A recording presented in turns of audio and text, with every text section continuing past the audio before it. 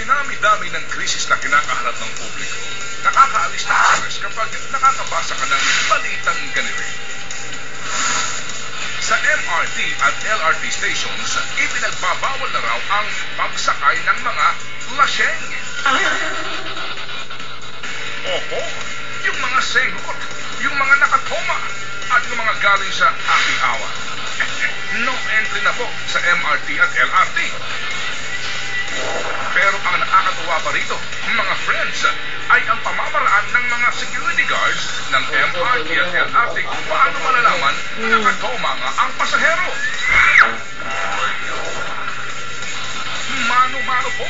Ibig sabihin, kasabay ng pagkapkap sa mga bag at bulsa ng mga passengers, lalo na iyong mga kalalakihan, sabay din daw po ang paglanghap ng mga gwardya sa hininga ng pasahero. Kasi naman GM Robert Lastimoso ng MRT, Sir, ipagbabawal mo ang mga laseng sa tren, wala naman kayong ini-isyong alcohol detection device sa mga bata ninyo. Paano yun? Hindi tayo magugulat na isang araw, imbis na makahuli ng laseng na pasahero, yung mga gwardya ang malaseng dahil sa tindi at sangsang ng sari-saring amoy na kanilang malalanghap.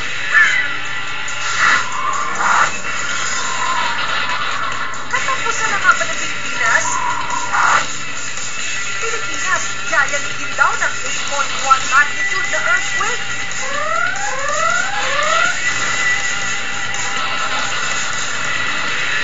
Teka, hindi nga ba sa dami ng mga problemang bunsod ng mataas ng presyo ng bilihin, dahil ba sa 8.1 magnitude ang pinaranas na yung dilubyo ng mamamayan? Ayon kasi sa kumalat na balita sa email, mabubura na daw ata sa mapa ang bansang Pinas. Dahil sa lakas ng lindol na tatama sa atin. Ganon? O baka naman ang nagpapakalat nito ang may tama.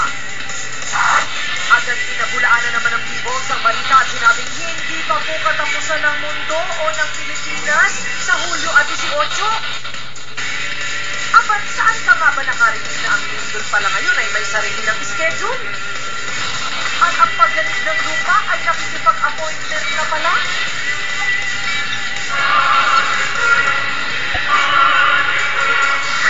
Miss Venezuela, wagi sa Miss Universe pageant. Talaga naman, si Miss Venezuela ang tinanghal na Miss Universe 2008 na ginanap sa Vietnam at live na napanood sa ABS-CBN. Wala ba kayong mga kamay? At di naman siguro na politika itong si Miss Venezuela dahil suwak naman ang sagot niya sa final question kung saan umamin ito na mas bali-baliko at balubaluktot raw sa pagdesisyon ang mga kababaihan kumpara sa mga kalalakihan. Iyak ang pumayag ko, ha? Kasama sa top 5 sina Miss Colombia, Russia, Dominican Republic at Mexico. Ang sinasabing isa sa paboritong si Miss Philippines na si Jennifer Barrientos ay hindi kinaya ang powers na mga pwesto. Agaw eksena naman ang outgoing na si Miss Japan na nag-final walk at nagmukhang magician sa kanyang suot na tuxedo. First time ata mga friends na nakapantalon na rumamba ang isang beauty queen.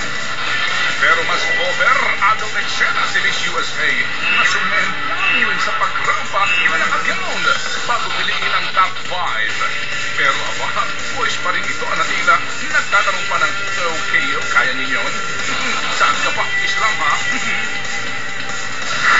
Mga magsasaka, wala na rin pang gasolina sa kanilang traktora.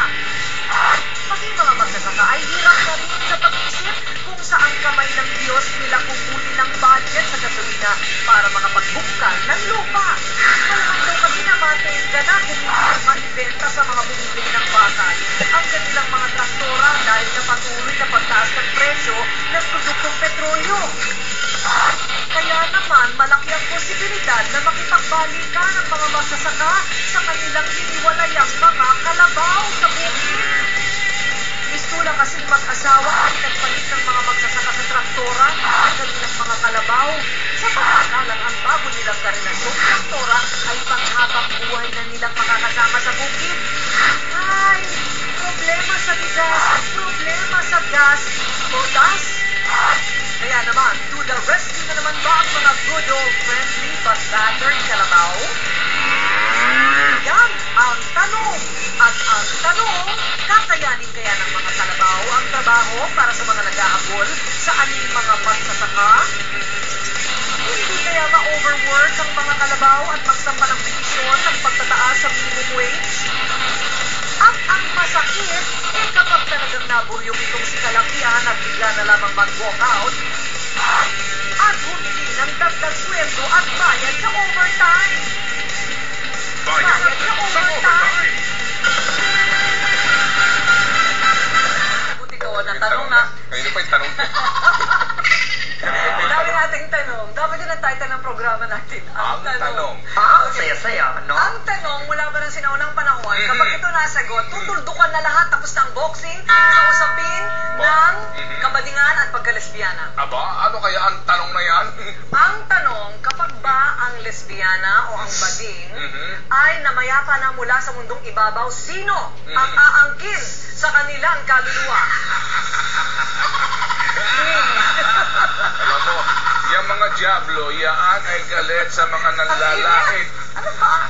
Yung mga Diablo na galit sa nanlalait ng mga bading. Yung mga Diablo ang kukuha doon sa mga nanlalait sa mga bading. Kaya naniniwala ko, mga Diablo naman, talaga namang forever yan ipinaglalaban ng ating mga kaluluwa, di ba? Init! Hindi ka ba nainitan? Sanay ka na talaga. Okay, pero hindi.